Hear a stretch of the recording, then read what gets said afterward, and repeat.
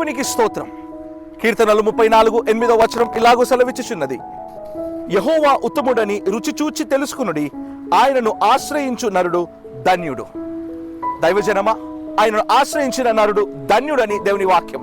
ఈరోజు నువ్వు ఎవరి యందు ఆధారపడుతున్నావు, ఎవరి యందు ఆశ్రయం ఉంచుచున్నావు, ఎవరిని నమ్ముచున్నావు, ఒక్కసారి యోచించుము.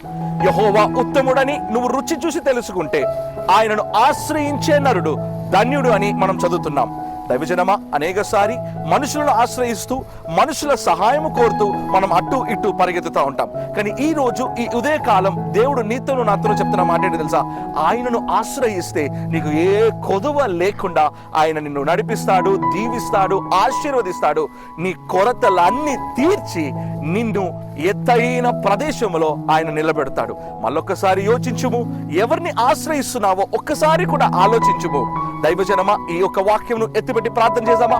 పరిశుద్ధ తండ్రి, ప్రభువా, నిన్ను మేము తెలుసుకున్నాం, నీవు ఉత్తముడు అని మేము తెలుసుకున్నాం. ప్రభువా, నిన్ను రుచి చూచి మేము తెలుసుకున్నాం కనుక నీకు కోట్లాది కోట్లాది స్తోత్రములయ్యా. ప్రభువా, నిన్ను ఆశ్రయించే నరుడు ధన్యుడని మీ వాక్యంలో సెలవిచ్చుచున్నారు. ఈరోజు ఎందరైతే ఈ మాటలు ప్రభువా స్వీకరించున్నారో, ఈ వాక్యం ఎత్తిపెట్టి నాతో పాటు ప్రార్థిస్తున్నారు, రాజా, మేము ధన్యులుగా నీవు మార్చబోతున్నావు, అందుకే నీకు స్తోత్రం. మేము ధన్యులుగా మారుట కొరకున్న ముఖ్య కారణం మీరే మా దేవుడని మేము గుర్తెరిగి ఉన్నాం.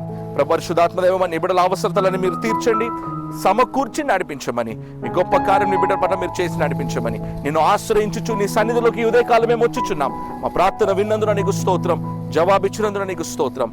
యేసు నామమున ప్రార్థిస్తున్నాం మా ప్రియ పరలోకపు తండ్రి.